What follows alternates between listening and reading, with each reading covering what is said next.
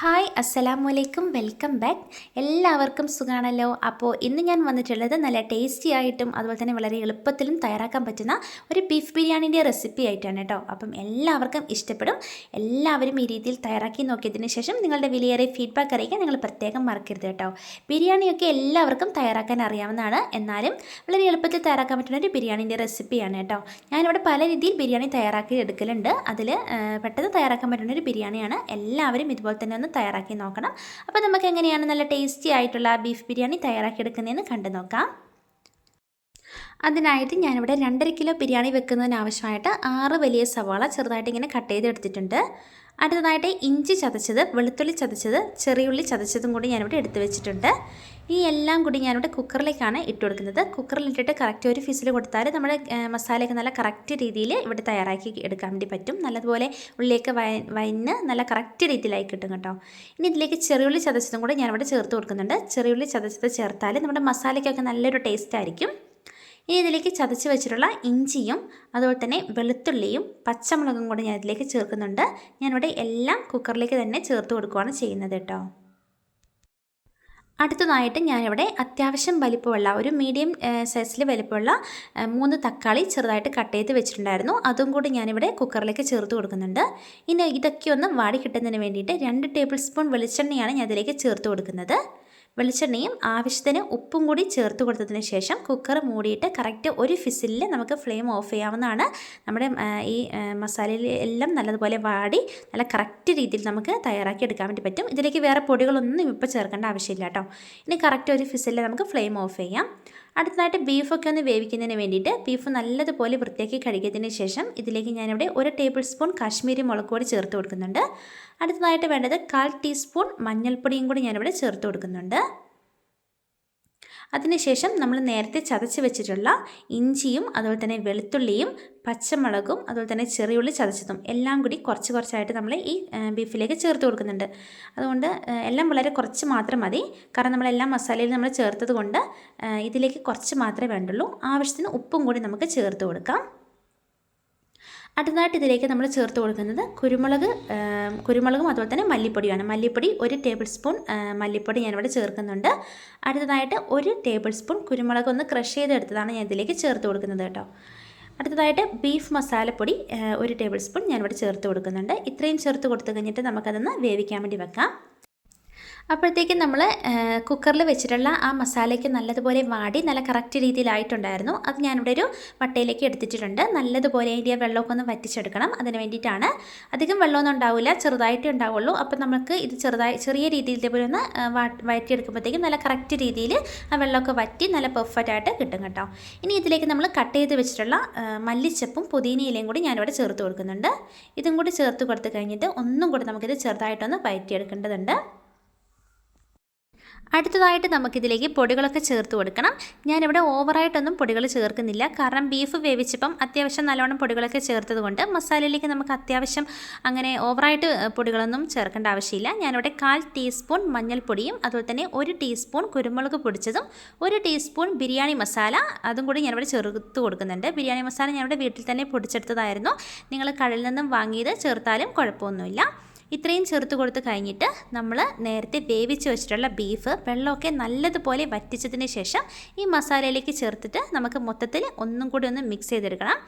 അപ്പോൾ ഇതാ ഞാനിപ്പോഴായിരുന്നു ബിരിയാണി മസാല ചേർത്തത്. അതും കൂടി ചേർത്ത് നേരത്തെ വേവിച്ച് വെച്ചിട്ടുള്ള ബീഫും കൂടി ഇട്ടിട്ട് നല്ലതുപോലെ മിക്സ് ചെയ്ത് കുറച്ച് ടൈം നമ്മൾ ഇതേപോലെ ഒന്ന് മിക്സ് ചെയ്ത് നല്ലതുപോലെ ഒന്ന് കൊടുക്കണം. അപ്പോഴാണ് നല്ലൊരു ടേസ്റ്റും നമ്മുടെ മസാലയൊക്കെ നല്ല തിക്കായി നല്ല കറക്റ്റ് രീതിയിൽ നമുക്ക് ആക്കിയെടുക്കാൻ വേണ്ടി പറ്റുള്ളൂ.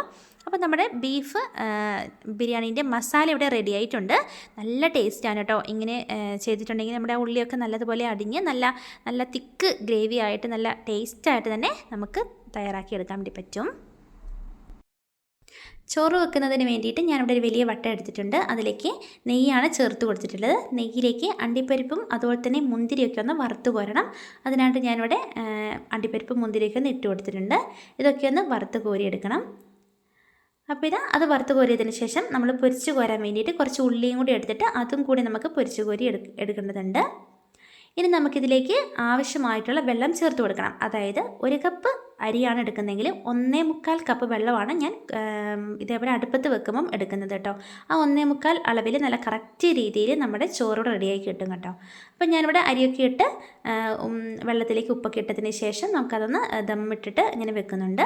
ഇത് നമ്മൾ ദമ്മിടാൻ വേണ്ടിയിട്ട് പൊരിച്ച് കോരി വെച്ച നമ്മൾ ഉള്ളിയും അണ്ടിപ്പരിപ്പും മുന്തിരിയും അതിലേക്ക് കുറച്ച് പുതിനയും മല്ലിയൊക്കെ ഒന്ന് കട്ട് ചെയ്തിട്ടുണ്ടായിരുന്നു. ഇനി നമുക്ക് വേഗം ദമ്മിട്ടിട്ട് സെറ്റാക്കി ഇടാം. അതിനായിട്ട് ഞാൻ വേറൊരു വട്ട എടുത്തിട്ട് അതിലേക്ക് ചോറ് അടിയിലേക്ക് കുറച്ചിട്ട് കൊടുക്കുന്നുണ്ട്. അപ്പോൾ ഇതുപോലെ ഇട്ടതിന് ശേഷം അതിലേക്ക് നമ്മൾ നേരത്തെ പൊരിച്ച് കോരി എടുത്ത് വെച്ചിട്ടുള്ള അണ്ടിപ്പരിപ്പും മുന്തിരിയും അതുപോലെ തന്നെ മല്ലിച്ചപ്പും പുതിനയൊക്കെ ഒന്ന് കട്ട് ചെയ്ത് വെച്ചിട്ടുണ്ടായിരുന്നു. അതൊക്കെ ഇങ്ങനെ ഇട്ട് കൊടുക്കുന്നുണ്ട്. അതിലേക്ക് ഞാനിവിടെ കളറിനായിട്ട് പാലിൽ കുറച്ച് മഞ്ഞൾപ്പൊടി കലക്കിയിട്ട് അതാണ് ഇതേപോലെ ചെറുതായിട്ടൊന്നിങ്ങനെ തൂക്കി കൊടുക്കുന്നുണ്ട്. അതിൻ്റെ മുകളിലായിട്ട് വീണ്ടും നമ്മുടെ മസാല ഇട്ട് കൊടുക്കുന്നുണ്ട്. വീണ്ടും ലെയറായിട്ട് നമുക്കിതേപോലെ ഇട്ട് കൊടുക്കാം. നെയ്ച്ചോറ് വെക്കുന്നതിൻ്റെ വീഡിയോ എൻ്റെ ചാനലിൽ ഞാൻ നേരത്തെ അപ്ലോഡ് ചെയ്തിട്ടുണ്ട്. അതുകൊണ്ടാണ് വളരെ ഡീറ്റെയിൽ ആയിട്ടൊന്നും പറയാതിരുന്നത്. കാണാത്തവരൊക്കെ ഒന്ന് കണ്ടു നോക്കണം കേട്ടോ. ബിരിയാണിയൊക്കെ നമ്മൾ എങ്ങനെ വെച്ചിട്ടുണ്ടെങ്കിലും നമ്മൾ ഈ ദമ്മിടുന്ന രീതി നല്ല പെർഫെക്റ്റ് ഇട്ടിട്ടുണ്ടെങ്കിൽ നല്ല സെറ്റ് ചെയ്ത് നല്ല അരമണിക്കൂറെങ്കിലും നല്ലതുപോലെ ടൈറ്റായിട്ട് മൂടിയതിന് ശേഷം അടുപ്പത്ത് ചെറിയൊരു ഫ്ലെയിമിൽ നമ്മൾ ഇട്ട് വെച്ചിട്ടുണ്ടെങ്കിലുണ്ടല്ലോ നല്ല കറക്റ്റ് രീതിയിൽ നല്ല ടേസ്റ്റ് ആയിട്ടുള്ള ബിരിയാണി തന്നെ നമുക്ക് കിട്ടും. നല്ല ടേസ്റ്റും ആയിരിക്കും. നല്ല പെർഫെക്റ്റ് ആയിട്ടുള്ള ചോറായിട്ട് നമുക്ക് കിട്ടും കേട്ടോ. അപ്പം എല്ലാവരും ഇങ്ങനെ ദമ്മിടുമ്പം നല്ല സെറ്റാക്കി ഇട്ടതിന് ശേഷം ഒരു അരമണിക്കൂറെങ്കിലും ഒന്ന് ഇതേപോലെ ലോ ഫ്ലെയിമിലോ അല്ലെങ്കിൽ അടുപ്പത്താണെങ്കിലും കനലൊക്കെ ഒന്ന് മാറ്റിയതിന് ശേഷം നമ്മൾ ഇതേപോലെ ഒന്ന് സെറ്റാക്കി വെച്ചിട്ടുണ്ടെങ്കിൽ നല്ല ടേസ്റ്റ് ആയിരിക്കും കേട്ടോ. അപ്പോൾ ഞാൻ ഇതുപോലെ ഒന്ന് സെറ്റാക്കിയതിന് ശേഷം എല്ലാം ലെയറായിട്ട് ഇട്ടതിന് ശേഷം അടുപ്പത്ത് ഇതേപോലെ നല്ലതുപോലെ ടൈറ്റായിട്ടൊന്ന് മൂടിയിട്ട് ഒരു അരമണിക്കൂർ ഇതേപോലെ ഒന്ന് റെസ്റ്റ് ചെയ്യാൻ വേണ്ടി ഇട്ടിട്ടുണ്ടായിരുന്നു. നല്ല ടേസ്റ്റ് ആയിരുന്നു നമ്മുടെ ബിരിയാണിക്കും കേട്ടോ. അപ്പം ഇതുപോലെ എല്ലാവരും ഒന്ന് ഇങ്ങനെ തയ്യാറാക്കി നോക്കണം. നിങ്ങൾ തയ്യാറാക്കി നോക്കിയതിന് ശേഷം നിങ്ങളുടെ വിലയേറിയ ഫീഡ്ബാക്ക് അറിയിക്കാനും മറക്കരുത്. നിങ്ങളുടെ ഫീഡ്ബാക്ക് കാണുമ്പോഴാണ് വീണ്ടും നല്ല നല്ല വീഡിയോസൊക്കെ ഇടാൻ വേണ്ടിയിട്ടുള്ളൊരു പ്രചോദനം ഉണ്ടാവുന്നത്. അപ്പം എല്ലാവരും ഇതുപോലെ തയ്യാറാക്കി നോക്കണം. തയ്യാറാക്കി നോക്കിയതിന് ശേഷം എല്ലാവരും എൻ്റെ ഈ ചാനൽ മറക്കാതെ ലൈക്ക് ചെയ്യാനും അതുപോലെ തന്നെ ഷെയർ ചെയ്യാനും സബ്സ്ക്രൈബ് ചെയ്യാനും മറന്നു പോകരുത്.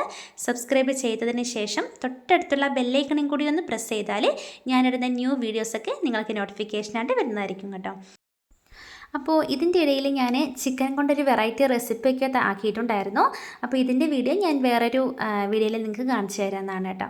അപ്പം എല്ലാം ഞാനിവിടെ തയ്യാറാക്കി എടുത്തിട്ടുണ്ട്. ബീഫ് ബിരിയാണിയും അതുപോലെ തന്നെ കുറച്ച് തോരനും അതുപോലെ തന്നെ നമ്മുടെ തൈരൊക്കെ ആയിട്ട് അങ്ങനെയെല്ലാം ആക്കി എടുത്തിട്ടുണ്ടായിരുന്നു. ഇതെല്ലാം കൂടി വേണം കേട്ടോ. നമ്മുടെ ബിരിയാണി കഴിക്കുമ്പം നമുക്ക് സൈഡായിട്ട് ഞാനിവിടെ തോരനൊക്കെ തയ്യാറാക്കും. പയർ തോരനും അതുപോലെ തന്നെ തൈരൊക്കെ വേണം. എന്നാലാണ് നല്ലൊരു ടേസ്റ്റൊക്കെ നമ്മൾ ബിരിയാണി കഴിക്കുമ്പം ഉണ്ടാവുള്ളൂ. അപ്പോൾ എല്ലാവരും ഇതുപോലെയൊക്കെ ഒന്ന് തയ്യാറാക്കി നോക്കുക. നിങ്ങൾക്ക് ഇഷ്ടപ്പെടും. അപ്പം മറക്കാതെ എല്ലാവരും ലൈക്ക് ചെയ്യാനും അതുപോലെ തന്നെ ഷെയർ ചെയ്യാനും മറക്കരുത്. നിങ്ങൾക്ക് ഇഷ്ടപ്പെട്ടാലും നിങ്ങളുടെ ഫ്രണ്ട്സിനും ഫാമിലിക്കൊക്കെ ഒന്ന് ഷെയർ ചെയ്ത് കൊടുക്കാനും മറന്നു പോകരുത് കേട്ടോ. അപ്പം ഇതുപോലുള്ള റെസിപ്പികൾക്ക് വേണ്ടിയിട്ട് എൻ്റെ ചാനൽ എല്ലാവരും മറക്കാതെ ഒന്ന് സബ്സ്ക്രൈബ് ചെയ്യണം. ഇനി ഇതുപോലെയുള്ള അടിപൊളി റെസിപ്പിയുമായിട്ട് കാണുന്നതിനും വരെ bye from Asna Yasmin. Thank you all.